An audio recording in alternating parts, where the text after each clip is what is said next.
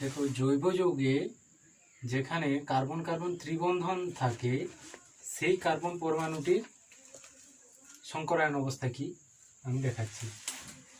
এখানে দেখো দুটো কার্বনের মধ্যে ত্রিবন্ধন আমি দেখাচ্ছি, ত্রিবন্ধন। তো এই ধরনের গঠন থাকতে পারে। সরলতম যে যৌগটার মধ্যে এই গঠনটা থাকতে পারে সেটা হলো অ্যাসিটিলিন। অর্থাৎ এই কার্বনের সাথে এইচ পরমাণু যুক্ত থাকবে এবং এই কার্বনের সাথে এইচ পরমাণু যুক্ত থাকবে। এটা হলো C2H2 অ্যাসিটিলিন বলা হয়। তো এখানে কার্বনের সংকরায়িত অবস্থাটা কি, সংকরায়ন অবস্থা কি, হাইব্রিডাইজেশন স্টেট কি সেটা দেখব। তো আমরা জানি যে সুস্থিত অবস্থায় একটা কার্বন পরমাণু, মানে শুধুমাত্র একটা সিঙ্গেল কার্বন পরমাণুর ইলেকট্রন বিন্যাসটা হয় এরকম: 1s2 2s2, তারপরে 2px1 2py1। এখানে যখন ত্রিবন্ধন গঠন হয় সেইখানে কার্বন পরমাণুটির সংকরায়ন ইলেকট্রনের কক্ষপথগুলোর মধ্যে এইভাবে সংকরায়ন হয়। এটা হয়ে যায় 1s2, এখানে একটা ইলেকট্রন 2pz উপকক্ষপথে চলে যায়। তারপরে 2s1 হয়ে যায়, 2px1 ছিল, এটাই থাকে, 2py1 ছিল, এটাই থাকে, আর 2pz উপকক্ষপথে একটি ইলেকট্রন চলে যায়। এইবারে এখানে এই 2s1 এবং 2px এই দুটো উপকক্ষপথের মধ্যে সংকরায়ন ঘটে। তাহলে একটা এস উপকক্ষপথ আর একটা পি উপকক্ষপথের মধ্যে সংকরায়ন ঘটে, এটাকে বলা হয় এসপি সংকরায়ন। এসপি সংকরায়ন।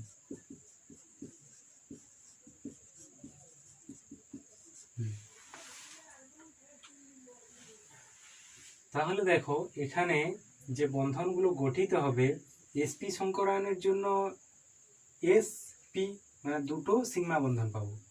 এস এর জন্য একটা, পি এর জন্য একটা, মোট দুটো সিগমা বন্ধন পাবো। তো সেই সিগমা বন্ধনগুলো হলো এইদিকে একটা সিগমা বন্ধন আর এইদিকে একটা সিগমা বন্ধন। আর বাকি এই যে পিওয়াই এবং পিজেড উপকক্ষপথের জন্য দুটো পাই বন্ধন পাবো। এই একটা পাই বন্ধন আর এই একটা পাই বন্ধন। এবার গঠনটা কিরকম ভাবে হয়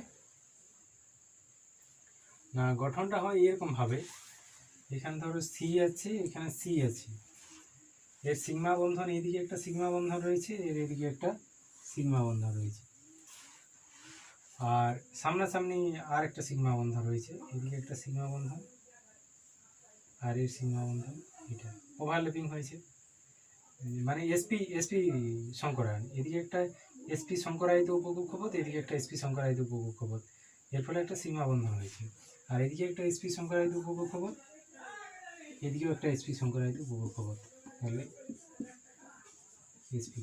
তো দেখো এসপি সংকরায়িত উপকক্ষপথ এদিকে একটা এদিকে একটা, দুটো হলো। এসপি সংকরায়িত উপকক্ষপথ কোটা?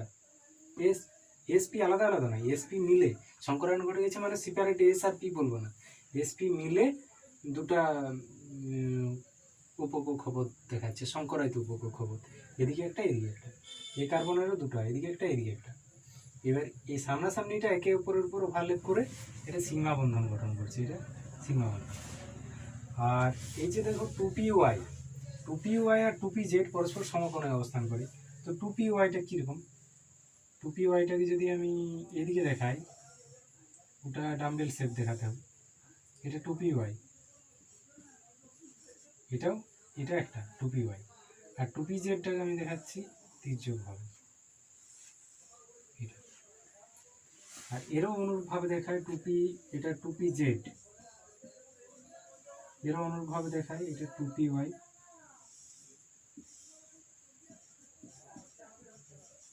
আর তির্যকভাবে দেখাই 2pz, 2pz। এবার সিগমা বন্ধন গঠন হবে এই 2py এবং 2py এর ওভারল্যাপিং এর ফলে।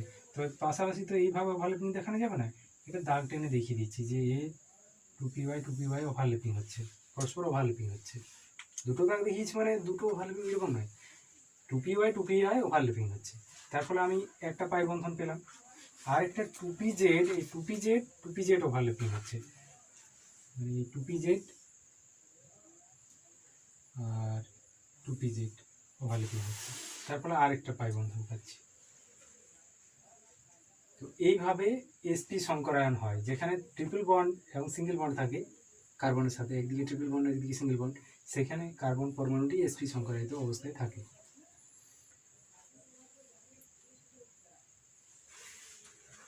তাহলে এগুলো হলো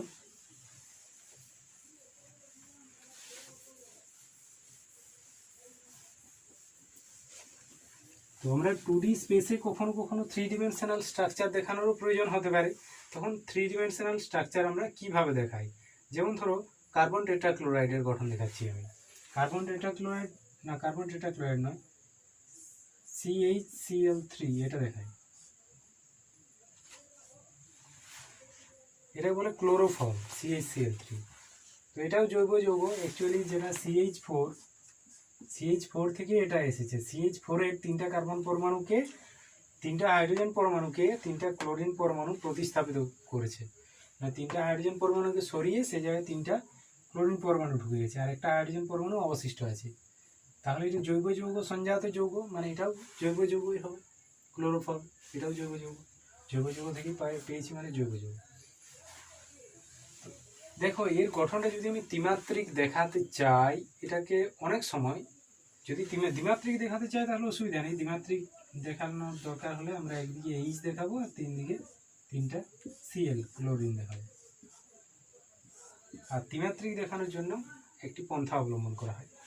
এখানে দেখো CH এই সমতলে দেখাচ্ছি, আর একটা ক্লোরিন পরমাণু এটাও থাকবে এই সমতলে, আর এইদিকে আর একটা দেখানো হবে,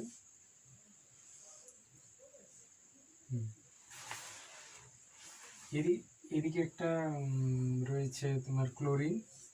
তো এটার যেটা ছুঁচালো দিক এটা বোঝায় পাতাটার ভিতর দিক, আর যেটা চওড়া দিক এটা বোঝায় এই পেজের সাপেক্ষে লম্ব দিক। কিন্তু লম্ব দিকে তো আমি আঁকতে পারবো না, সেই জন্য এই বিশেষ চিহ্নটি ব্যবহার করা হয়। আর একটা যেটা ওই দিকে পেজের সাথে লম্ব হবে কিন্তু ভিতর দিকে, সেটা দেখানোর জন্য এরকম কাটা কাটা দাগ ব্যবহার করা হয়। ওটারও ছুঁচালোটা এইদিকে বোঝায় এবং চওড়াটা পাতার তলার দিকে বোঝায়, এর সাথে একটা ক্লোরিন যুক্ত আছে। এইভাবে ত্রিমাত্রিক গঠন দেখানো হয় যদি দেখানোর দরকার হয়, ঠিক আছে।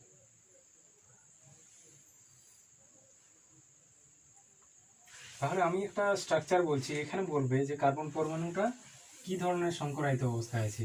বেনজিন গঠন দেখাচ্ছে, বেনজিনে 6টা কার্বন পরমাণু থাকে। কিভাবে থাকে, এটা ষড়ভুজের 6টি কণিক বিন্দুতে থাকে। একটা সিঙ্গেল বন্ড থাকে, তারপর ডাবল বন্ড থাকে, একটা সিঙ্গেল বন্ড থাকে, তারপর ডাবল বন্ড থাকে, একটা সিঙ্গেল বন্ড থাকে, তারপর ডাবল বন্ড থাকে। এবার এটার সাথে সিঙ্গেল বন্ড, আর প্রতিটি কার্বন পরমাণুর মোট বন্ধন সংখ্যা 4টি হবে। মানে ডাবল বন্ডের মধ্যে পাই বন্ধন সিগমা বন্ধন 2টো পেলাম, আর বাকি 2টো আরও সিগমা বন্ধন। তো বলো এখানে কার্বন পরমাণুটা কি ধরনের সংকরায়িত অবস্থায় আছে। ট্রিপল বন্ড থাকলে সেটা হয় sp সংকরায়ন, আর ডাবল বন্ড থাকলে সেটা আমরা পাই sp2 সংকরায়িত, sp2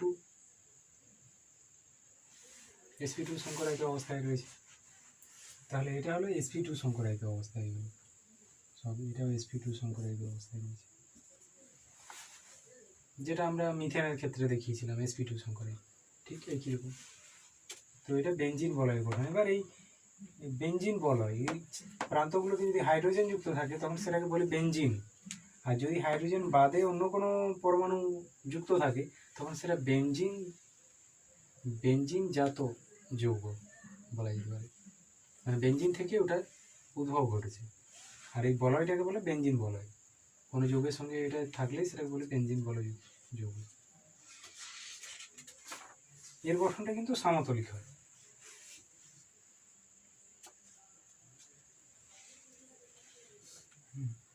এবার সংকর কক্ষক দ্বারা গঠিত বন্ধনের দৈর্ঘ্য দেখো। আচ্ছা, এস উপকক্ষপথ এবং পি উপকক্ষপথ এগুলোর মধ্যে কোনটা নিউক্লিয়াসের অধিকতর কাছে থাকে। কোন একটা নিউক্লিয়াস, এটা নিউক্লিয়াস, এস উপকক্ষপথ এইরকম গোলকাকার হয়, আর পি উপকক্ষপথ কেমন হয়? ডাম্বেল আকৃতির হয়। পি উপকক্ষপথ হয় ডাম্বেল আকৃতির, তাই তো। P X, P Y, P Z, P X, P Y, P Z, আর এটা এস। তাহলে দেখো এস উপকক্ষপথটা নিউক্লিয়াসের কাছে অধিকতর কাছাকাছি থাকে না পি উপকক্ষপথটা কাছাকাছি থাকে? এসটা থাকে। তাহলে একটা বন্ধনের মধ্যে এস চরিত্র যত বেশি হবে, তার সেই বন্ধন দ্বারা দুটো নিউক্লিয়াস যখন যুক্ত হবে তখন তাদের দূরত্বটাও কম হবে, কারণ এস কক্ষপথটা কি নিউক্লিয়াসের অধিকতর কাছে থাকে। আর নিউক্লিয়াসটা ধরো এসপি এসপি যদি সংকরায়ন হয়, sp3 সংকরায়ন হয়, তাহলে দেখো এখানে 3 ভাগ রয়েছে পি আর 1 ভাগ এস, তাহলে মোট 4 ভাগ, 4 ভাগের মধ্যে 1 ভাগ রয়েছে এস। তাহলে এর এস চরিত্র কত? এস চরিত্র কত পার্সেন্ট? 4 ভাগের মধ্যে 1 ভাগ, মানে 1/4 গুণিত 100%। তাহলে কত পার্সেন্ট হলো এটা? 25%। এসপি চরিত্র, এর এসপি সংকরায়নে এস চরিত্র হলো 25%। আর sp2 সংকরায়নে এস চরিত্র কত? এখানে লক্ষ্য করো, এখানে 1 ভাগ রয়েছে এস আর 2 ভাগ পি, তাহলে মোট 3 ভাগ, 3 ভাগের মধ্যে 1 ভাগ রয়েছে এস, তাহলে এখানে এস চরিত্র হবে 3 ভাগের মধ্যে 1 ভাগ, 3 ভাগের মধ্যে 1 ভাগ, এটা গুণিত 100%। 100 দিয়ে ভাগ করলে এটা কত হবে? 33.3333 এরকম চলতে থাকবে, তো প্রায় 33, 33.5 এরকম হবে। তার মানে এর থেকে বেশি sp3-তে এস চরিত্র যত, sp2-তে এস চরিত্র তার থেকে বেশি। আর sp সংকরায়নে এস চরিত্র কত? এখানে 1 ভাগ রয়েছে পি আর 1 ভাগ রয়েছে এস, মানে মোট 2 ভাগ, 2 ভাগের মধ্যে 1 ভাগ এস, তাহলে এটা হবে 1/2 গুণিত 100%। এর এস চরিত্র হলো 1/2 গুণিত 100% সমান 50%, 50%। তাহলে দেখো এস চরিত্র কোনটাতে বেশি? sp সংকরায়নে এস চরিত্র সব থেকে বেশি। তাহলে sp সংকরায়নে দ্বারা যদি দুটো পরমাণু যুক্ত হয়, সেই ক্ষেত্রে, বা বলতে পারি sp সংকরায়িত দুটি উপকক্ষপথ যদি ওভারল্যাপিং হয়, সেক্ষেত্রে বন্ধন দৈর্ঘ্যটা সব থেকে কম হয়, বন্ধন দৈর্ঘ্যটা সব থেকে কম হয়। তার মানে যেটা আমরা বুঝিয়েছিলাম, এই যে দেখো অ্যাসিটিলিনের গঠন যেটা দেখেছিলাম,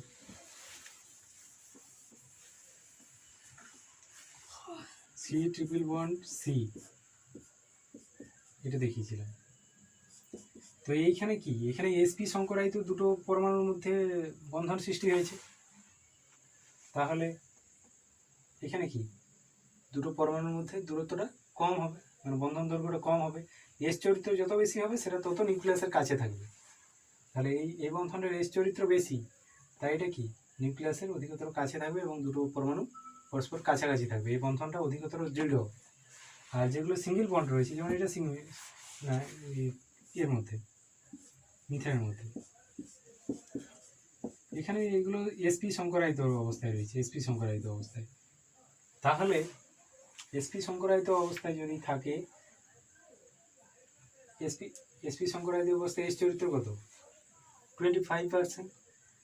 তাহলে এই ক্ষেত্রে এই দুটো নিউক্লিয়াস অত কাছে থাকবে না, এরা দৈর্ঘ্য তুলনায় বেশি হবে, মানে এই বন্ধনের শক্তি তুলনায় কম হবে।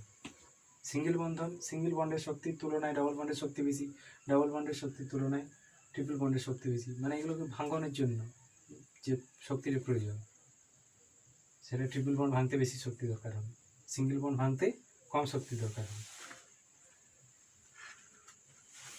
এটা এবার সংকেত লেখার বিভিন্ন পদ্ধতি। ইলেকট্রন ডটের সাহায্যে সংকেত লেখা যায়, আবার ওই যেগুলো আমরা single bond, double bond, triple bond এগুলো দেখিয়ে যে সংকেত লেখার পদ্ধতি, ওটাকে বলে ড্যাশ সংকেত। তো ডট সংকেতটা কীরকম, যেমন ধরো আমি অ্যালকোহল করছি, অ্যালকোহলের গঠন, অ্যালকোহলকে বলা হয় যেমন ইথাইল অ্যালকোহল, না অ্যালকোহল বলি না, অ্যালকোহলের গঠন পরে বলবো। আমি ধরো ইথেনের গঠন বলছি, ইথেনের গঠন বলছি। ইথেনে দুটো কার্বন পরমাণু থাকে, সি সি, আর এর সাথে 3টা হাইড্রোজেন, এর সাথে 3টা হাইড্রোজেন থাকে। তো কীভাবে যুক্ত থাকে, সব ইলেকট্রন জোড় গঠন করে। না এদের মধ্যে যে ইলেকট্রন জোড় সেটাকে আমি মাঝখানে দেখাতে পারি, এর একটা ইলেকট্রন, এর একটা ইলেকট্রন, এখানে আর ওই ঘেরা বৃত্ত আঁকছি না, এর একটা ইলেকট্রন, এর একটা ইলেকট্রন মিলে ইলেকট্রন জোড় করবে। আর এইদিকে একটা হাইড্রোজেন আর কার্বনের একটা ইলেকট্রন মিলে আরেকটা ইলেকট্রন জোড় করবে। এইদিকে একটা হাইড্রোজেনের আর একটা কার্বনের ইলেকট্রন মিলে ইলেকট্রন জোড় করবে। আর এইদিকে একটা হাইড্রোজেন কার্বনের ইলেকট্রন মিলে ইলেকট্রন জোড় করবে। মানে এই জোড়টা উভয় ব্যবহার করছে। তারপরে সে অষ্টক পূর্তি এরকমই হচ্ছে, কিন্তু আর গোল দাগগুলো দেখাচ্ছি না। এটা একটা সংকেত লেখার পদ্ধতি, এটা ইলেকট্রন ডট সংকেত বলে।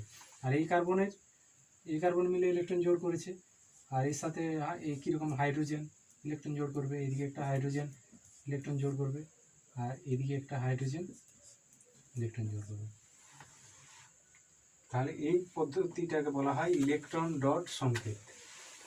এটা হলো ইলেকট্রন ডট সংকেত।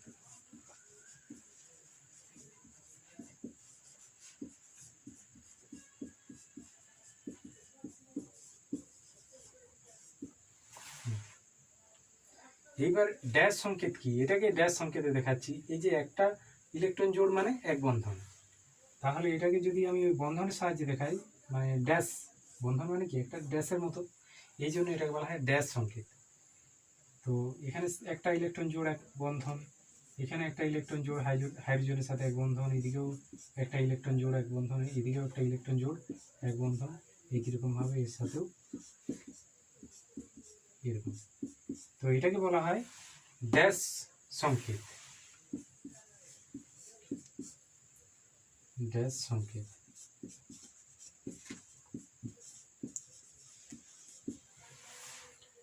আর সংক্ষিপ্ত সংকেত আমরা এরকম ভাবে লিখতে পারি। এটাকে ধরো আমরা এইভাবে লিখতে পারি, CH3 সিঙ্গেল বন্ড CH3 বা CH3 এইভাবে লিখতে পারি। সংক্ষিপ্ত সংকেত এটা এরকম ভাবে লেখা যেতে পারে। এটা দুটো কার্বন আছে, C2 কটা হাইড্রোজেন আছে, 3টা 6টা, তাহলে C2H6, এটা হলো সংক্ষিপ্ত সংকেত এরকমও লেখা যায়, বা এই 3টা মিলে CH3, এই 3টা মিলে CH3 এভাবেও লেখা যায়, CH3 এরকম লেখা যেতে পারে। বা এটাকে যে অনেক রকমভাবে লেখা যায়, H3C সিঙ্গেল বন্ড CH3 এভাবেও লেখা যায়। এগুলো হচ্ছে সংক্ষিপ্ত সংকেত।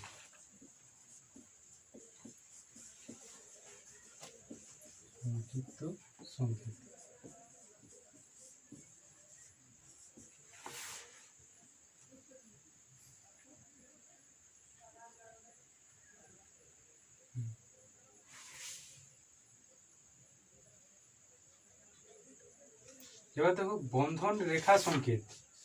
অনেক সময় আমরা কি করি, যে একটা বন্ধনের সাথে আরেকটা বন্ধন যেখানে যুক্ত হচ্ছে সেখানে কার্বন পরমাণুটাকে না লিখে সেটাকে অনেক সময় উজ্জ রেখে দেওয়া হয়, আর তার সঙ্গে যুক্ত হাইড্রোজেনগুলোকে উজ্জ রেখে দেওয়া হয়।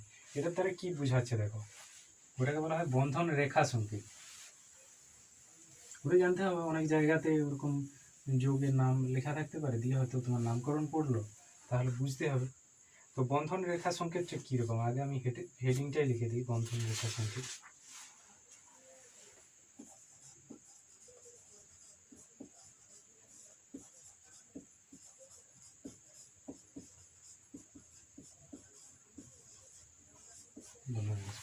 এবার একটা যৌগকে আমি লিখছি এবং তার বন্ধন রেখা সংকেতটা কীরকম হবে দেখো।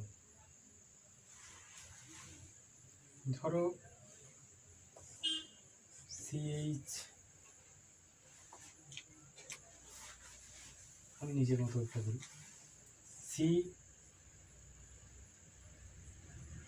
এর সাথে এটা সংক্ষিপ্ত রূপেও দেখাতে পারি বা আমি পুরোপুরি ভেঙে দেখাচ্ছি। একটা হাইড্রোজেন যুক্ত আছে, এখানে সি আছে, এদিকে ধরো একটা CH3 যুক্ত আছে, এখানে তিনটা দুটো হয়েছে, এদিকে ধরো ডাবল বন্ড আছে, এখানে সি আছে, তাহলে এর সাথে আরও তিনটা হলো, এইচ আছে, চারটা হয়েছে, এরও চারটা। এটাকে যদি আমি সংক্ষিপ্তভাবে দেখাই তাহলে কিভাবে লিখব? রেখা বন্ধন রেখা সংকেতের সাহায্যে না, এটা লিখবো এইভাবে, এই যে প্রান্তের কার্বন তারপর সিঙ্গেল বন্ড গেছে, এই বন্ডটাকে দেখাবো তো জিগজ্যাগ আঁকামাকা রেখার সাহায্যে এই রেখাটাকে এরকম ভাবে দেখালাম। শুধু প্রান্ত ভাগ মানেই সেখানে CH3 আছে, একটা রেখার প্রান্ত মানেই সেখানে CH3 আছে, আর এই প্রান্তে তো CH3 নেই, এই প্রান্তে C আছে, তার সঙ্গে CH3 মূলক যুক্ত আছে, এদিকে ডাবল বন্ড আছে। তাহলে এটাকে দেখানো হবে এরকম ভাবে, এইখানে এসে এখানে আমি কার্বনটাকে লিখবো না, এইখানে এসে এদিকে ডাবল বন্ড আছে, তো ডাবল বন্ডটাকে এইদিকে দেখাবো ডাবল বন্ড, আর এখান থেকে একটা এরকম টেনে ছেড়ে দেবো, এখানে CH3 যুক্ত আছে। যদি অন্য কোনো মৌল যুক্ত থাকতো, ধরো ক্লোরিন যুক্ত আছে, তখন ক্লোরিনটা লিখতাম, কিন্তু যেহেতু CH3 যুক্ত আছে, কোনো একটা রেখার মুক্ত প্রান্ত মানেই সেখানে কার্বন এবং তার সাথে তিনটা হাইড্রোজেন যুক্ত থাকে। আর এখানে ডাবল বন্ড দিয়ে, ডাবল বন্ডের শেষ প্রান্তে আমি কিছু না দেওয়া মানে এখানে কার্বন এবং তার সাথে হাইড্রোজেন যুক্ত আছে বুঝাবে, দিয়ে এদিকে সিঙ্গেল বন্ড গেছে, এই সিঙ্গেল বন্ডটা এইদিকে টানবো, দিয়ে যে কার্বন শেষ প্রান্তে বুঝাবে কার্বন এবং তিনটা হাইড্রোজেন আছে।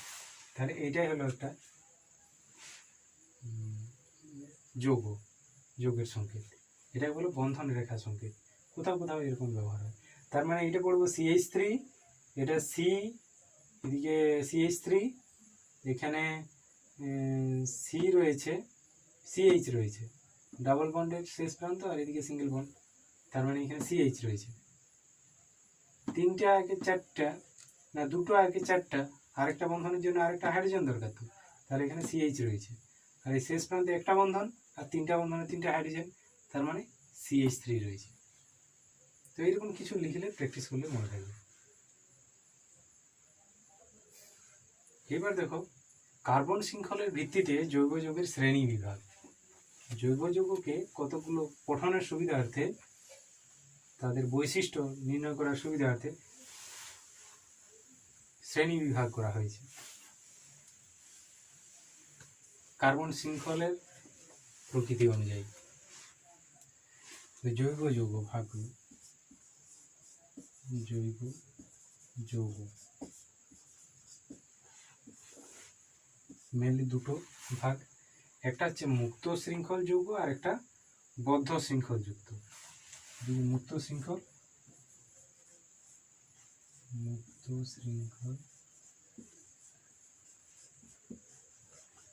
যৌগ আর বদ্ধ শৃঙ্খল যৌগ।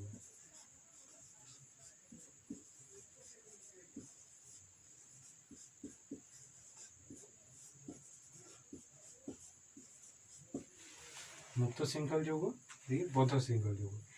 এবার দেখো মুক্ত শৃঙ্খল যৌগগুলোর দুটো ভাগ আছে, একটা সরল মুক্ত শৃঙ্খল যৌগ, মানে একটা চেনের মতো চলে গেছে সব, কিন্তু অন্য কোনো দিকে শাখা নেই, সেটা হলো সরল মুক্ত শৃঙ্খল যৌগ।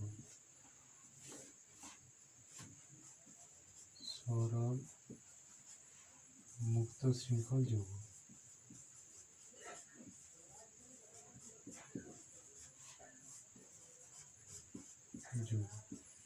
আরেকটা মুক্ত শৃঙ্খল যৌগ, সেটা কিন্তু শাখা যুক্ত, তার মানে ওটার নামটাই এরকম, শাখা বিশিষ্ট মুক্ত শৃঙ্খল যৌগ। শাখা বিশিষ্ট মুক্ত শৃঙ্খল যৌগ।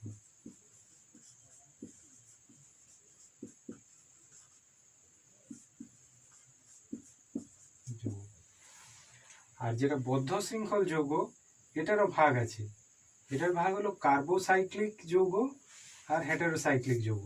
যে বদ্ধ শৃঙ্খলটা হবে কার্বন কার্বন কার্বন কার্বন, পুরো বদ্ধ শৃঙ্খলটাই যদি কার্বন দিয়ে হয়, সেটাকে বলা হয় কার্বোসাইক্লিক যৌগ।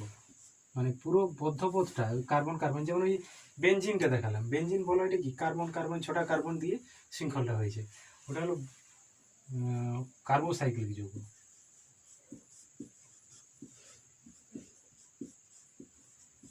কার্বোসাইক্লিক যৌগ। এইবার ওই কার্বন কার্বন কার্বন শৃঙ্খলের মাঝে, বদ্ধ শৃঙ্খলটাতে পুরোটা কার্বন দিয়ে না হয়ে মাঝখানে হয়তো কার্বনের পরিবর্তে একটা অন্য পরমাণু রয়েছে। বদ্ধ শৃঙ্খলটারই কার্বন পুরোটাই কার্বন না হয়ে কোনো একটা জায়গায় হয়তো একটা অন্য কোনো মৌলের পরমাণু যুক্ত হয়ে গেছে, দিয়ে বদ্ধ শৃঙ্খল করেছে। সেই বদ্ধ শৃঙ্খলটাকে বলা হবে হেটেরোসাইক্লিক যৌগ। এই যে সাইক্লিক কথার থেকে শৃঙ্খল বোঝাবে, আর হেটেরো বলতে পুরোটাই কীরকম নয় বোঝাচ্ছে, পুরোটাই কার্বন দিয়ে নয়, সেটা হচ্ছে হেটেরোসাইক্লিক। আর কার্বোসাইক্লিক বলতে পুরোটাই কার্বন দিয়ে, হেটেরোসাইক্লিক যৌগ।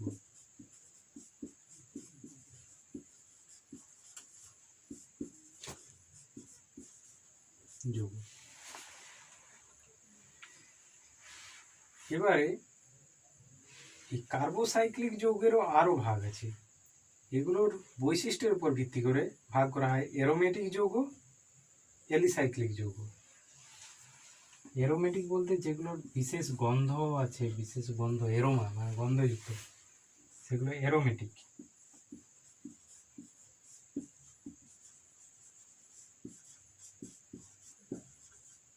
আর এগুলি অ্যালিসাইক্লিক।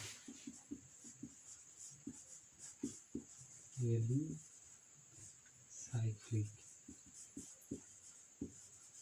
তার মানে এগুলোর বিশেষ সুগন্ধ নেই, কিন্তু অ্যারোমেটিকগুলোর বিশেষ সুগন্ধ আছে, সেন্ট তৈরি হয় যেগুলো সুগন্ধি, অ্যারোমেটিক সব। এবার অ্যারোমেটিকগুলোর মধ্যে যেগুলোতে বেঞ্জিন বলয় যুক্ত আছে সেগুলো বেঞ্জিনয়েড যৌগ, আর যেগুলো বেঞ্জিন বলয় যুক্ত নেই, বেঞ্জিন বলয় মানে কি ছটা কার্বন শৃঙ্খল থাকলে, কার্বন শৃঙ্খলে যদি ছটা কার্বন থাকে তার মানে বেঞ্জিন বলয়। এবার ধরো এমন কোনো কার্বোসাইক্লিক যৌগ হয়েছে, কার্বনের বদ্ধ শৃঙ্খল হয়েছে যেটাতে ছটা কার্বন নেই, তার বেশি বা কম আছে, তখন সেটাকে বলা হবে ওই অ্যারোমেটিক যৌগের মধ্যে, তো সেটাকে নন বেঞ্জিনয়েড যৌগ বলা হয়। সেটাও সুগন্ধি থাকে কিন্তু সেটা বেঞ্জিন ঘটিত যৌগ নয়, নন বেঞ্জিনয়েড। তার মানে এটা দুটো ভাগ আছে, একটা হচ্ছে বেঞ্জিনয়েড,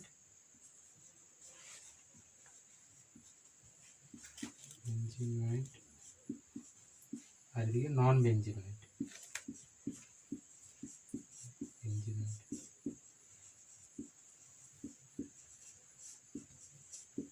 এবার উদাহরণ দিয়ে বলি তাহলে সবগুলো পরিষ্কার হয়ে যাবে। দেখো, মুক্ত শৃঙ্খল যৌগ বলছি, সরল মুক্ত শৃঙ্খল যৌগ। সরল মুক্ত শৃঙ্খল যৌগ বলতে এরকম বোঝাতে পারে, আমি উদাহরণগুলো কোথায় করবো, এটার কথা বলছি, সরল মুক্ত শৃঙ্খল যৌগ এটা, ঠিক আছে, সরল মুক্ত শৃঙ্খল যৌগ। তো সরল মুক্ত শৃঙ্খল যৌগ হতে পারে এরকম, ধরো আমি সংক্ষিপ্ত গঠন সংকেত দেখাচ্ছি, ধরো CH3, CH2, CH3, এটা কার্বনের একটা সরল চেন। তার মানে এটা যদি আমি বন্ধনটা দেখাই তাহলে বুঝতে পারবে, এটা যদি প্রকৃত বন্ধনগুলো দেখাই, CCC, এখানে দেখো কার্বন শৃঙ্খলে হাইড্রোজেন ছাড়া অপর কোনো শাখা যুক্ত নেই, সবগুলোতে প্রান্তে হাইড্রোজেন যুক্ত আছে, হাইড্রোজেনের শাখা বলা হবে না। যদি অপর কোনো গ্রুপ যুক্ত থাকে বা অন্যদিকে কোনো কার্বন চেন বেরিয়ে যায় সোজা পথ বাদ দিয়ে, এখানে যুক্ত হলে সেটাকে সোজাই ভাববো, শেষ প্রান্তে যদি কার্বন যুক্ত হয়। কিন্তু মাঝখানে যদি কোনো কার্বন যুক্ত গ্রুপ যুক্ত হয়ে যায় তখন সেটাকে শাখা হিসাবে বলবো। তাহলে এটা হলো মুক্ত শৃঙ্খল যৌগ। এবার শাখা বিশিষ্ট মুক্ত শৃঙ্খল যৌগ, এটা সরল মুক্ত শৃঙ্খল যৌগ। শাখা বিশিষ্ট মুক্ত শৃঙ্খল যৌগ হবে এরকম,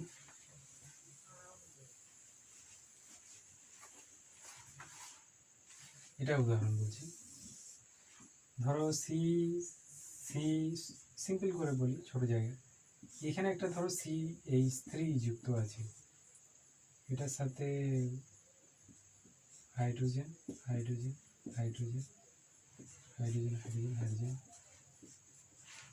তো দেখো এটা কার্বন কার্বন কার্বন চেনের মধ্যে এটা কি একটা শাখা যুক্ত আছে, তাহলে এটাকে হবে বলা হবে শাখা বিশিষ্ট মুক্ত শৃঙ্খল যৌগ। ঠিক আছে, তাহলে এটা হলো শাখা বিশিষ্ট মুক্ত শৃঙ্খল যৌগ এবং পুরো মুক্ত শৃঙ্খল যৌগের ভাগটা বুঝিয়ে দিলাম। এবার বদ্ধ শৃঙ্খল যৌগ, কার্বোসাইক্লিক যৌগ কোনগুলো, যেমন ধরো C C C C C C, single bond double bond, single bond double bond, single bond double bond, প্রান্তগুলোর সাথে হাইড্রোজেন যুক্ত থাকবে না, দেখালো ওটা হাইড্রোজেন যুক্ত আছে। তো এটা কার্বোসাইক্লিক যৌগ হতে পারে, বেনজিন। হ্যাঁ, তো এর নিচের ভাগগুলো বলে দিই।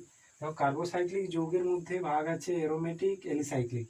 এটা বেনজিন বলয়, এই ধরনের বেনজিন বলয়যুক্ত যৌগ সেগুলো বলা হয় অ্যারোমেটিক, এগুলোর বিশেষ গন্ধ আছে।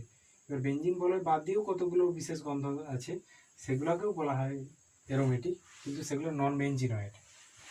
এর সাথে আরও যুক্ত থাকতে পারে, এর সাথে ধরো এদিকে আরও এরকম যুক্ত থাকতে পারে, এর সাথে ধরো এদিকে CH3 যুক্ত আছে, বা এদিকে আরও কোনো বেনজিন বলয় যুক্ত আছে, একাধিক বেনজিন বলয় যুক্ত আছে, বা এটা এরকম চলে গেছে এবার দীর্ঘ হয়ে।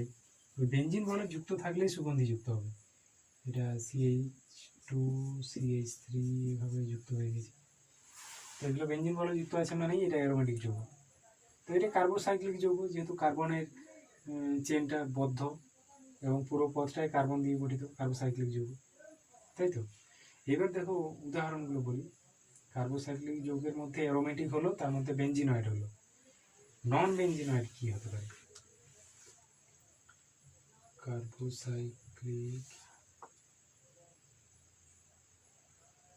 ওগুলো ওগুলো পরবর্তী অধ্যায়ে আবার বেনজিন বলয় নিয়ে যখন আলোচনা হবে তখন হবে, ঠিক আছে। আর এই যেটা এলিসাইক্লিক যৌগ, এলিসাইক্লিক যৌগ বলছে অ্যারোমেটিক নয়, মানে সুগন্ধ নেই, এইরকম বৃত্তাকার কার্বোসাইক্লিক যৌগকে বলা হয় এলিসাইক্লিক যৌগ। কার্বনেরই বদ্ধ শৃঙ্খল রয়েছে, কিন্তু সেটার এরোমাযুক্ত নয়, সেটাকে বলা হবে এলিসাইক্লিক যৌগ। দেখো এবার হেটারোসাইক্লিক যৌগ কোনগুলো, এটাও বদ্ধ শৃঙ্খলই হবে, কিন্তু পুরোটাই কার্বন দিয়ে হবে না। যেমন একটা উদাহরণ দিই, যৌগগুলোর নামও রয়েছে, প্রচলিত নামও রয়েছে, ইউপ্যাক নাম পরে জানবে। CC এখানে ধরো একটা অক্সিজেন রয়েছে, তো এর গঠনটা এরকম হয়, CC ডাবল বন্ড, CC এখানে ডাবল বন্ড, এখানে সিঙ্গেল বন্ড, আর এখানে রয়েছে সিঙ্গেল বন্ড সিঙ্গেল বন্ড। অক্সিজেনের দুটো বন্ধন হয়, এটা জানো। তাহলে দেখো দুটো বন্ধন, একটা কার্বনের সাথে একটা এই কার্বনের সাথে যুক্ত হয়েছে। এবার এই কার্বনগুলোর মোট 4টা যোজ্যতা দেখাতে হবে। এদিকে 2টা যোজ্যতা দেখানো হয়েছে, তাহলে এর সাথে আরেকটা যোজ্যতা হাইড্রোজেন যুক্ত হবে, এর সাথেও একটা যোজ্যতা হাইড্রোজেন যুক্ত হবে। এটার 3টা দেখানো হয়েছে, 1 2 3, 3টা দেখানো হয়েছে, আরেকটা যোজ্যতা হাইড্রোজেন যুক্ত হচ্ছে 4টা, এরও 4টা, তাহলে এরও আরেকটা হাইড্রোজেন লাগবে, 4টে হবে, এরও আরেকটা হাইড্রোজেন দিলে 4টে যোজ্যতা দেখানো হবে। মানে দুটো, এই যে দ্বিবন্ধন মানে এদিকে 2টো যোজ্যতা, এদিকে একটা যোজ্যতা, আর এই হাইড্রোজেনের সাথে আরেকটা যোজ্যতা। এটাকে আমি সিঙ্গেল বন্ড দিয়ে দেখাতে পারি, কিন্তু এটাকে সংক্ষিপ্ত করে দেখাচ্ছি আর কি। আর হ্যাঁ, তাহলে এর গঠনটা হয়ে গেছে। এই মৌলটার একটা বিশেষ নাম আছে, এটাকে বলা হয় ফিউরান। ফিউরান যৌগটাকে বলা হয় ফিউরান যৌগ, ফিউরান। তাহলে এটা কি? হেটারোসাইক্লিক যৌগ। দেখো কার্বন কার্বন কার্বন, মাঝে অক্সিজেন হয়ে গেল, আবার কার্বন কার্বন, বদ্ধ শৃঙ্খল যৌগ কিন্তু হেটারোসাইক্লিক যৌগ। ফিউরান আছে। এবার এটা অক্সিজেন বাদ দিয়ে যদি এটা নাইট্রোজেন যুক্ত থাকে তখন এটাকে বলে পিরোল। পিরোল। এটা যদি সালফার যুক্ত থাকে তখন সেটাকে বলা হয় থায়াফিন। এটা হলো থায়াফিন। আর আরেকটা আছে পিরিডিন। পিরিডিনটা কীরকম? পিরিডিনটা বেনজিন বলয়েই, কিন্তু একটা কার্বনকে সরিয়ে সেখানে নাইট্রোজেন যুক্ত আছে, বেনজিন বলয়ের মতোই। বেনজিন বলয় বলবো না, বেনজিন বলয়ের মতোই। C C C C C, এখানে কার্বন বাদ দিয়ে নাইট্রোজেন। তাহলে এটা কীভাবে? ওরকম single bond double bond, single bond double bond, single bond double bond. এবার কার্বনের 4টা যোজ্যতা, এখানে এইচ লিখে দিলেও বুঝাবে, বা সিঙ্গেল বন্ড দিয়ে এইচ লিখতে পারি, শুধু পাশে এইচ লিখে দিলেও বুঝাবে। কার্বন হাইড্রোজেন সিঙ্গেল বন্ড দিয়ে যুক্ত। আর এভাবেও লিখে দিতে পারি। এর সাথে তাহলে কার্বনের দেখো সব চারটে চারটে যোজ্যতা হয়ে গেছে। নাইট্রোজেনের 3টা যোজ্যতা, তার মানে নাইট্রোজেনের সাথে আর কিছু যুক্ত থাকবে না। এটা হলো পিরিডিন, এটা মানে পিরিডিন।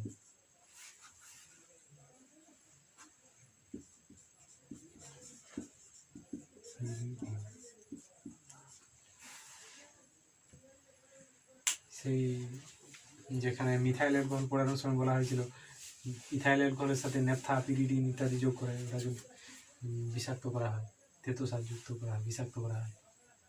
তো সেই পিরিডিন হলো এটা। এবার সম্পৃক্ত জৈব যৌগ কোনগুলোকে বলে আর কোনগুলোকে অসম্পৃক্ত জৈব যৌগ বলে। যে যৌগে দেখো মানে অন্যরকম একটা ভাগ, সম্পৃক্ততার দিক থেকে আরেকটা ভাগ হলো সম্পৃক্ত জৈব যৌগ, অসম্পৃক্ত জৈব যৌগ।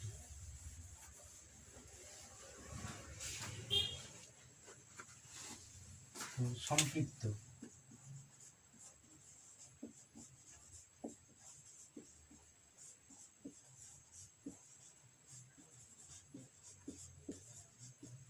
যেমন কার্বন কার্বন কার্বন কার্বন সব সিঙ্গেল বন্ড দিয়ে যুক্ত, সব single bond, H H H H. আবার অন্য কিছু শাখাও থাকতে পারে, শাখাও থাকতে পারে। ধরো এটা এটা আমি শাখা দিচ্ছি, সি আছে, এর সাথে আবার এই যুক্ত আছে, এই যুক্ত আছে, এরকম আকারও লিখতে পারি, বা এটাকে একভাবে CH3ও লিখে দিতে পারি। ধরো CH3 যুক্ত আছে, এটা এইচ, এটা এইচ। তো এইরকম যদি একসঙ্গে যুক্ত থাকে এটাকে ভেঙে বুঝতে হবে যে ডাবল বন্ড বা ট্রিপল বন্ড আছে কিনা। যদি জৈব যৌগে সমস্ত বন্ধনগুলোই সমযোজী এক বন্ধন হয় তখন সেই যৌগটাকে বলা হবে সম্পৃক্ত জৈব যৌগ। এবার কার্বন পরমাণু বাদ দিয়ে অন্য কোনো পরমাণুও থাকতে পারে, কিন্তু যদি সব বন্ধন এক বন্ধন হয় তার মানে সেটা সম্পৃক্ত জৈব যৌগ। যেমন ধর মাঝে অক্সিজেন থাকতে পারে, CO, সিঙ্গেল বন্ড অক্সিজেনের দুটো যোজ্যতা হয়, আর এদিকে কার্বনের 4টা, এই কার্বনের মোট 4টা, এটাও কিন্তু সম্পৃক্ত যৌগ, সব সিঙ্গেল বন্ড আছে। বা আরো একটা করছি, একটা অ্যালকোহলের গঠন দেখাই। যেমন ধরো CH3, কার্বনের সঙ্গে 3টা হাইড্রোজেন, CH3OH মানে কি, ও সিঙ্গেল বন্ড এইচ, এটা এভাবে লেখা যেতে পারে, বা এখানে সিঙ্গেল বন্ড এইচটাকে একসাথে লেখা যেতে পারে OH, বা আমি সংক্ষিপ্ত আকারেও লিখতে পারি CH3OH। তো এর গঠনটা না দেখলে আমি বুঝতে পারবো না যে সম্পৃক্ত না অসম্পৃক্ত। এটা তো সব বন্ধনগুলোই সমযোজী এক বন্ধন, এটা সম্পৃক্ত হাইড্রোকার্বন, সম্পৃক্ত জৈব যৌগ। আর অসম্পৃক্ত জৈব যৌগ কোনগুলো, যেগুলোতে কমপক্ষে একটা দ্বিবন্ধন বা ত্রিবন্ধন থাকবেই, সেটা বলা হবে মানে কার্বন কার্বন পরমাণুর মধ্যে কমপক্ষে একটা দ্বিবন্ধন বা ত্রিবন্ধন থাকবেই। ঠিক আছে, আগেরটা হলো যে জৈব যৌগে কার্বন পরমাণুগুলো সব সমযোজী এক বন্ধন দ্বারা যুক্ত, সেটাকে বলা হবে সম্পৃক্ত জৈব যৌগ, মানে কার্বন পরমাণুর সাথে কোনো দ্বিবন্ধন নেই। আর কার্বন পরমাণুর সাথে যদি কমপক্ষে একটা বা দুটো দ্বিবন্ধন থাকে বা ত্রিবন্ধন থাকে, একটা বা তার বেশি দ্বিবন্ধন বা ত্রিবন্ধন থাকে, তখন সেটাকে বলা হবে অসম্পৃক্ত জৈব যৌগ। যেমন C⋯C, এইদিকে H2, এইভাবে লিখতে পারি H2H2। তো দেখো দ্বিবন্ধন রয়েছে, তার মানে এটা অসম্পৃক্ত জৈব যৌগ। কেন অসম্পৃক্ত বলা হয়, এটা হাইড্রোজেন দ্বারা সম্পৃক্ত হয়নি। দেখো এইখানে এই যে সিগমা বন্ধন পাই বন্ধন, তো ভেঙে গেলে পাই বন্ধনটি ভেঙে যেতে পারে, যেটা ইচ্ছা সিগমা পাই বলতে পারে, একটা সিগমা বললে একটা পাই। তো পাই বন্ধন ধরো ভেঙে গিয়ে হাইড্রোজেন এদিকে যুক্ত হলো, এদিকে হাইড্রোজেন যুক্ত হলো, তার মানে সব সিগমা বন্ধন হয়ে গেল, তার মানে এটা সম্পৃক্ত হয়ে গেল। আর হাইড্রোজেন যুক্ত হতে পারবে কি, পারবে না। তাহলে যেহেতু হাইড্রোজেন গ্রহণ করার ক্ষমতা ছিল আগেরটায়, তাই ওটাকে অসম্পৃক্ত জৈব যৌগ বলা হতো। আর এখন দ্বিবন্ধনের একটা পাই বন্ধন ভেঙে গিয়ে হাইড্রোজেন যুক্ত হয়ে গেল, তাই এটাকে বলা হবে সম্পৃক্ত জৈব যৌগ, এটা সম্পৃক্ত হয়ে গেল। ঠিক আছে, ঠিক তেমনি ত্রিবন্ধন থাকলেও ভাঙতে পারে, যেমন ধরো সি ট্রিপল বন্ড সি, যেটা অ্যাসিটিলিনের গঠন, এখানে একটা সিগমা বন্ধন আর দুটো পাই বন্ধন আছে। তো ওই পাই বন্ধনগুলো ভেঙে গিয়ে, একটা পাই বন্ধন ভেঙে গেলে দুটা সিগমা বন্ধন সৃষ্টি হয়, এদিকে দুটো সিগমা বন্ধন হয়ে গেল। আর এখানেও একটা পাই বন্ধন ভেঙে গেলে দুটা সিগমা বন্ধন হয়ে যাবে, এদিকে একটা সিগমা বন্ধন, এদিকে একটা সিগমা বন্ধন। তার মানে দেখো এই দুটো হাইড্রোজেন আর এই দুটো হাইড্রোজেন যুক্ত হয়ে গেল, তার মানে এটা সম্পৃক্ত হয়ে গেল। একটা বন্ধন ভাঙার ফলে দুটো ছিল, তখনও অসম্পৃক্ত ছিল, আর একটা পাই বন্ধন ভেঙে আরও দুটো হাইড্রোজেন যুক্ত হলো, এবার পুরোপুরি সম্পৃক্ত হয়ে গেল। তো এই সরাসরিভাবে যুক্ত হবে বললেই যুক্ত হবে না, এটার বিশেষ শর্ত আছে। অ্যাসিটিলিনের সাথে হাইড্রোজেন যুক্ত করে ওটাকে যদি সম্পৃক্ত করতে চাই, সেক্ষেত্রে প্রয়োজনীয় শর্ত লাগবে যে এই পদার্থের উপস্থিতিতে এই কোনো একটা বিক্রিয়াতে সম্পৃক্ত হচ্ছে, সেগুলো পাবো বলে। এবার দেখো কার্যকরী গ্রুপ। না, জৈব যৌগে দেখা যায় যে কতগুলো পরমাণু, কোনো পরমাণু বা পরমাণু পুঞ্জ, কোনো সিঙ্গেল পরমাণু দিয়েও হয় অনেক সময়, আবার কতগুলো পরমাণু গুচ্ছ একসাথে মিলে ওই যৌগের অণুতে উপস্থিত থেকে যৌগটার রাসায়নিক ধর্মকে নিয়ন্ত্রণ করে। ওই পরমাণু বা পরমাণু গুচ্ছটা দেখলেই আমরা বলবো যে এই যৌগটা এই প্রকৃতির যৌগ। সেই পরমাণু বা পরমাণু গুচ্ছকে বলা হয় কার্যকরী গ্রুপ।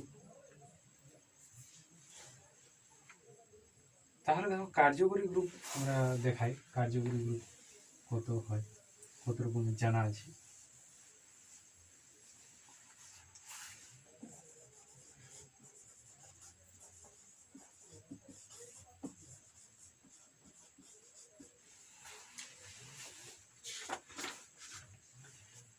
তো যেগুলো দ্বিবন্ধন বা ত্রিবন্ধন,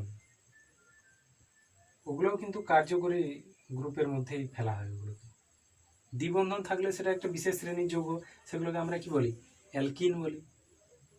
সেগুলোর বৈশিষ্ট্যগুলো সব মিল আছে। তাহলে কোথাও যদি দ্বিবন্ধন থাকে, তাহলে কার্বন কার্বন ধরো দ্বিবন্ধন আছে, সি ডবল বন্ড সি, রয়েছে, অন্য কিছু যুক্ত থাকতে পারে। তো এই শ্রেণীর যৌগগুলোকে কি বলা হয়, অ্যালকিন। অ্যালকিন।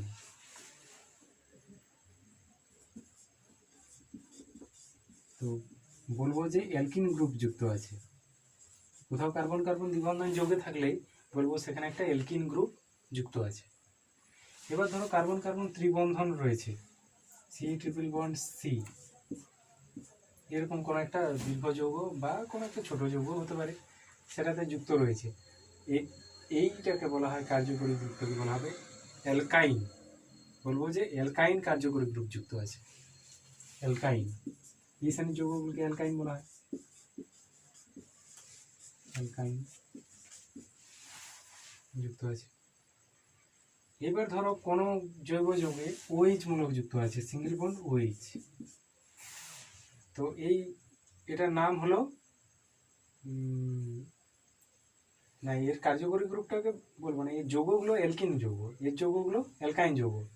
এই কার্যকরী গ্রুপটা হলো দ্বিবন্ধন, কার্বন কার্বন দ্বিবন্ধন যুক্ত আছে বলবো, এর সাথে বলবো কার্বন কার্বন ত্রিবন্ধন যুক্ত আছে। আর এই কার্যকরী গ্রুপটাকে বলা হয় হাইড্রোক্সিল গ্রুপ, এটার নাম হাইড্রোক্সিল গ্রুপ। হাইড্রোক্সিল গ্রুপ যেগুলো যুক্ত থাকে সেগুলো বলা হয় alcohol.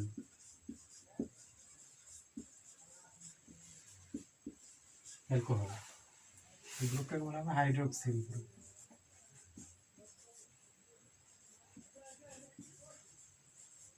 Hydroxyl group single bond OH যুক্ত থাকলে সেটাকে বলা হয় অ্যালকোহল। যেমন এর একটা উদাহরণ বলি, এর উদাহরণ একটু আগে বললাম CH3OH, ধরো CH3OH বা C2H5OH। এই যে OH যুক্ত আছে হাইড্রোকার্বনটির সাথে, তার মানে এগুলো সব অ্যালকোহল গ্রুপের যৌগ, সবগুলো মানে প্রকৃতি অ্যালকোহলের যা প্রকৃতি সেরকমই হবে। একটু আধটু ধর্মের তারতম্য হতে পারে, কিন্তু বেশিরভাগ ধর্ম মিল আছে, যেটা অ্যালকোহলের ধর্ম বলি আমরা। তাহলে অ্যালকোহল এই হাইড্রোক্সিল গ্রুপটা যুক্ত থাকলে সেই সমগণীয় শ্রেণীর একই কার্যকরী মূলকযুক্ত যৌগগুলোকে বলা হয় সমগণীয় শ্রেণী।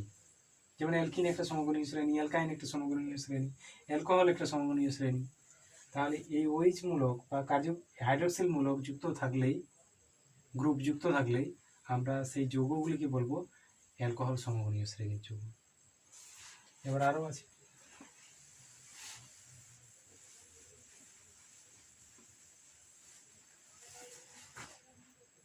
আমরা আগেই বলেছি কার্যকরী গ্রুপের সংজ্ঞাতে যে পরমাণু, কোনো একটি পরমাণু বা পরমাণু গুচ্ছ কোনো যৌগে উপস্থিত থেকে যদি তার রাসায়নিক ধর্মকে প্রকাশ করে, বিশেষ রাসায়নিক ধর্মকে প্রকাশ করে, তখন সেটাকে বলা হবে কার্যকরী গ্রুপ। তার মানে পরমাণুও হতে পারে, পরমাণু গুচ্ছর পরিবর্তে কোনো একটা পরমাণুও হতে পারে।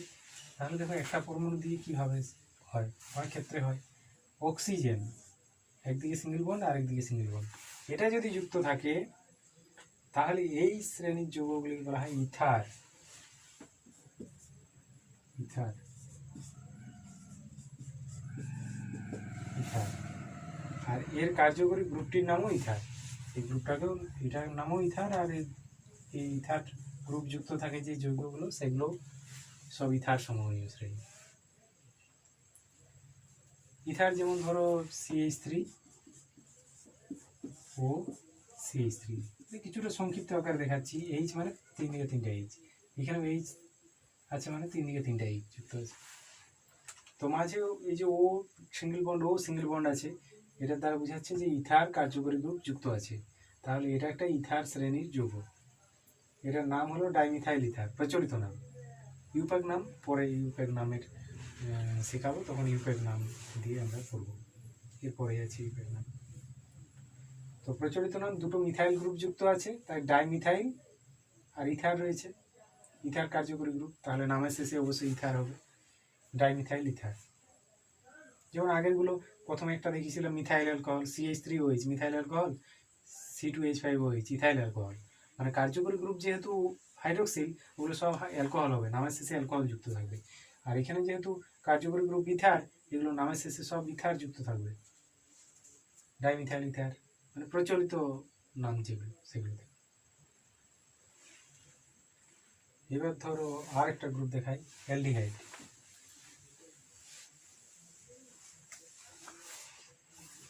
ওর কার্যকরী গ্রুপটার নাম অ্যালডিহাইড গ্রুপ বা ফরমাইল গ্রুপ। অ্যালডিহাইড গ্রুপ বা ফরমাইল গ্রুপটার নাম হলো aldehyde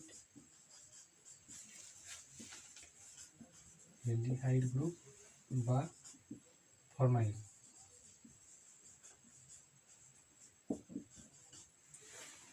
single bond CHO, single bond CHO। তাহলে এই কার্যকরী গ্রুপযুক্ত যৌগগুলিকে সবগুলিকে বলা হবে অ্যালডিহাইড, অ্যালডিহাইড শ্রেণীর যৌগ। এই কার্যকরী গ্রুপ যুক্ত থাকলে এগুলো বলা হবে অ্যালডিহাইড।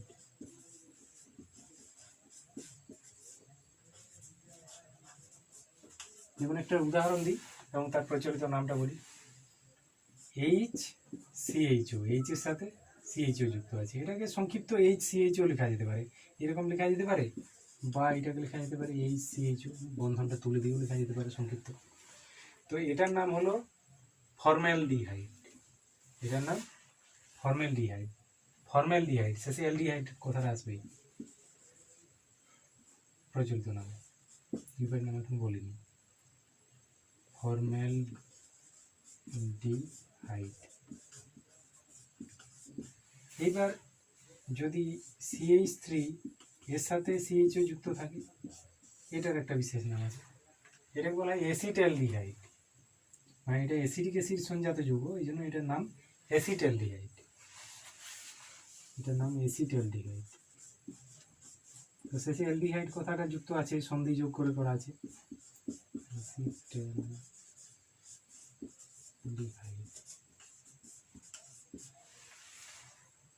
তাহলে ফর্মালডিহাইড, অ্যালডিহাইড এগুলো সব অ্যালডিহাইড সমগণীয় শ্রেণীর যৌগ। আর এগুলোতে যে কার্যকরী গ্রুপটা যুক্ত আছে সেটা হলো aldehyde group. Aldehyde group CHO, single bond CHO, এটা হলো অ্যালডিহাইড গ্রুপ।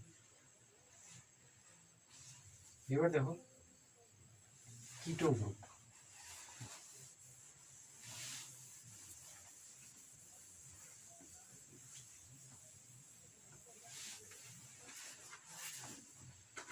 গ্রুপটার নাম কিটো গ্রুপ। তো কিটো গ্রুপটা কিরকম? কিটো গ্রুপ হলো সি ডাবল বন্ড ও থাকে, আর এইদিকে কিছু যুক্ত থাকে না, আর এইদিকে দুটো সিঙ্গেল বন্ড থাকে। কোনো সরলরৈখিক যদি স্ট্রাকচার হয় তখন এই বন্ড দুটো সোজা সোজা হয়, এরকম এরকম। বা এটাকে অক্সিজেনটা নিচ দিকে এনে এরকম আকারেও লিখতে পারি, সি, এরকম হতে পারে। তো এই গ্রুপ যুক্ত থাকলেই সেই সমগণীয় শ্রেণীর যৌগগুলিকে বলা হয় কিটোন। কিটো গ্রুপ যুক্ত থাকলে সেই সমগণীয় শ্রেণীর যৌগগুলিকে কিটোন বলা হয়। তো দেখো এটা মাঝে রেখে আমি দেখাই, এদিকে ধরো সি যুক্ত আছে, তার সাথে সি যুক্ত আছে। তো এত বেশি আমি দেখাচ্ছি না, আমি দুটো কার্বন দিয়ে দেখাই এবং তার নামটা শুনে। সি, এদিকেও সি যুক্ত আছে, কমপক্ষে এদিকে একটা সি এদিকে একটা সি থাকবেই, তবে সেটা কিটোন শ্রেণী, সমগণীয় শ্রেণীর হবে। আরেকটা যদি হাইড্রোজেন থেকে যায় তখন সেটা অ্যালডিহাইড হয়ে যাবে। আর অ্যালডিহাইডের গঠনটা আমি বলে দিচ্ছি। অ্যালডিহাইডটা যদি আমি ভেঙে দেখাতাম, তো দেখো এখানে কিটো গ্রুপ যুক্ত রয়েছে, তাহলে এটা একটা কিটোন। এটা CH3, সংক্ষেপে আমি লিখতে পারি CH3, এটা CO, বন্ধন তুলে দিয়ে সংক্ষেপে লিখতে পারি এটা CH3। তো এটা দুদিকে মিথাইল গ্রুপ আছে, CH3 হলো মিথাইল গ্রুপ। মিথাইল নামটা কেন, কোথা থেকে এসেছে? কারণ মিথেন থেকে এসেছে। মিথেনের তো চারদিকে চারটা হাইড্রোজেন থাকে, তো একটা হাইড্রোজেনকে যদি বাদ দিয়ে দিই তাহলে মিথেন থেকে ওটা মিথাইল গ্রুপ হয়ে যায়। মিথেন থেকে প্রাপ্ত গ্রুপ মিথাইল গ্রুপ। এদিকে হাইড্রোজেন ছিল, এটা মিথেন ছিল CH4, একটা হাইড্রোজেনকে যদি বাদ দিয়ে দিই তাহলে সেটা গ্রুপ হয়ে যায় একটা, এটা হয়ে গেল মিথাইল গ্রুপ CH3। এটাই তাহলে দুটো মিথাইল গ্রুপ আছে, এই জন্য এটা প্রচলিত নাম ডাইমিথাইল। না, এটা বলা হয় না, এটা ওভাবে নয়, ডাইমিথাইল ভাবে নয়, এটা কিটোন নামটা শেষে আসবে। এটার বিশেষ নাম আছে, এটা বলা হয় অ্যাসিটোন। এটা একটা বিশেষ নাম আছে, এটা বলা হয় অ্যাসিটোন।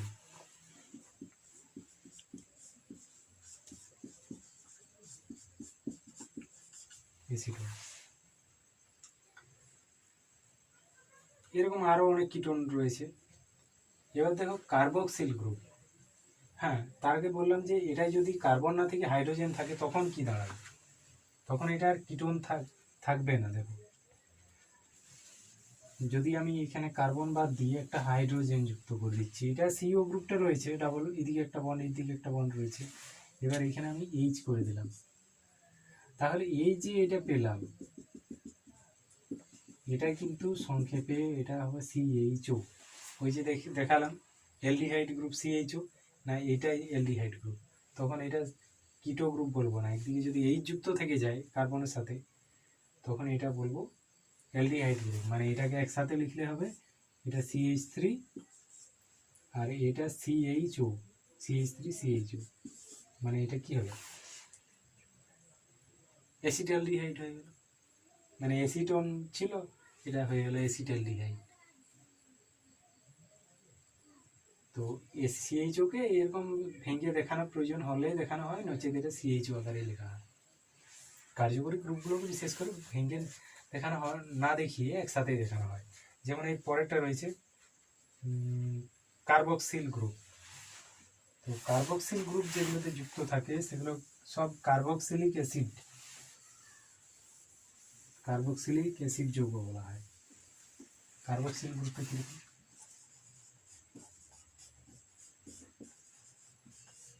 কার্বক্সিল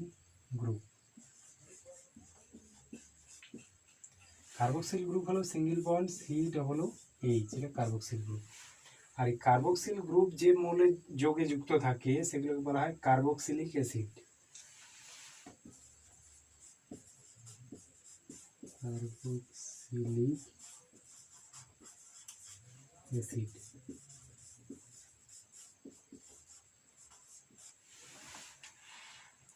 এবার উদাহরণ দেখো, কার্বক্সিলিক অ্যাসিডের উদাহরণ, এর সাথে শুধুমাত্র একটা হাইড্রোজেন যুক্ত হলে হয় HCOOH।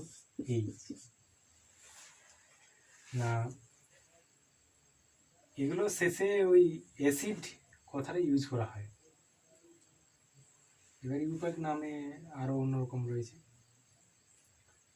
তো দেখো এটা সিম্পল সরলতম অ্যাসিড হলো, এটাকে বলে ফর্মিক অ্যাসিড।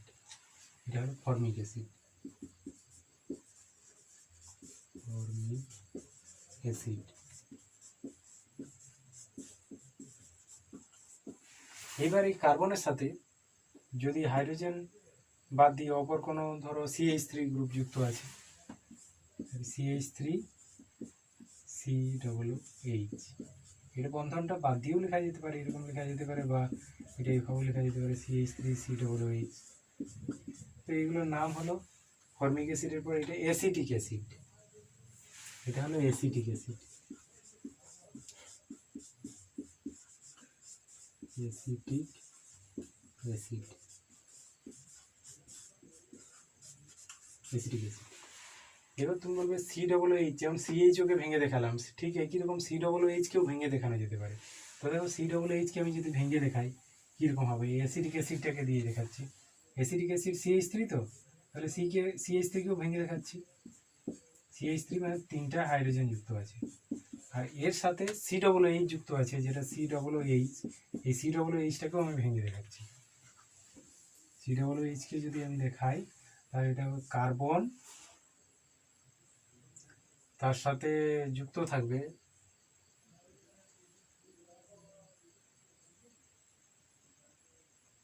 কার্বন,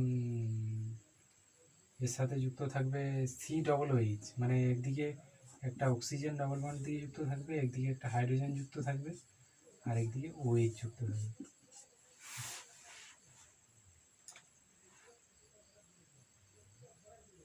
ঠিক আছে,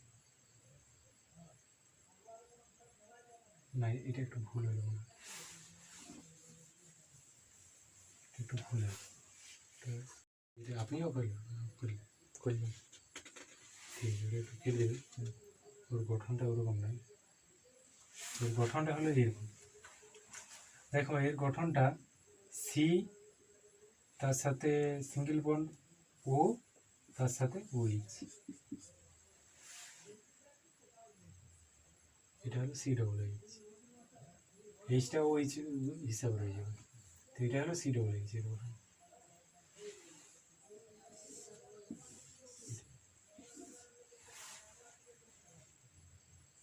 সরি,